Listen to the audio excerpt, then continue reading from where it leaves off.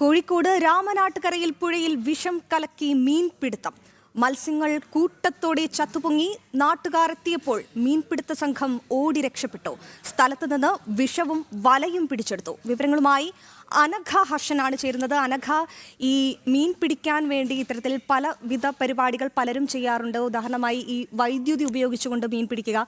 ഇത്തരത്തിൽ വിഷം കലക്കിക്കൊണ്ട് മീൻ പിടിക്കാനുള്ള എന്ത് ശ്രമമാണ് നടത്തിയത്? വിശദാംശങ്ങൾ പങ്കുവയ്ക്കും അനഘ.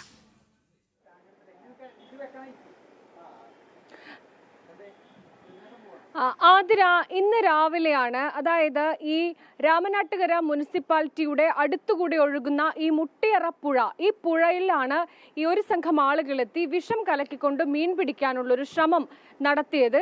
ഇതോടെ കയ്യോടെ തന്നെ ആളുകൾ, ഈ പ്രദേശവാസികളൊക്കെ തന്നെ സമീപത്തേക്ക് എത്തിയതോടെ ഈ സംഘം ആളുകൾ ഓടി രക്ഷപ്പെടുകയാണ് ചെയ്തിരുന്നത്. പ്രദേശത്ത് നിന്ന് ഈ മീൻ പിടിക്കാൻ കൊണ്ടുവന്ന വലയും അതുപോലെ വിഷം വസ്തുക്കളും ഒക്കെ തന്നെ ഈ പ്രദേശവാസികൾ പിടികൂടുകയും ചെയ്തിട്ടുണ്ട്. ഈ സംഭവം എന്ന് പറയുന്നത്, ഈ മുട്ടിത്തറ പുഴ എന്ന് പറയുന്നത് ഒരു പുഴ, ചാലിയാറിന്റെ കൈവഴിയാണ്. ഈ മുട്ടിത്തറ പുഴ ഒഴുകി ചാലിയാറിലേക്കാണ് ചേരുക.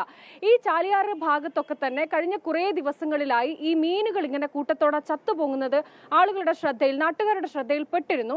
അതിനെ തുടർന്ന് നാട്ടുകാർ എന്താണ് സംഭവം എന്നറിയാൻ വേണ്ടി പ്രദേശത്തൊരു ശ്രദ്ധ കേന്ദ്രീകരിച്ചിരുന്നു. അങ്ങനെയാണ് ഈ പുഴയിൽ ഒരു സംഘം ആളുകളെത്തി ഇത്തരത്തിൽ വിഷം കലക്കിക്കൊണ്ട് മീൻ പിടിക്കാനുള്ള ഒരു ശ്രമം നടത്തുന്നുണ്ട് എന്ന് മനസ്സിലാക്കിയത്. പലതവണ നാട്ടുകാർ ഇതുമായി ബന്ധപ്പെട്ട് പരാതി നൽകി. പക്ഷേ പോലീസിന്റെ ഭാഗത്തു നിന്നും യാതൊരുവിധ ഇടപെടലും ഉണ്ടായിട്ടില്ല.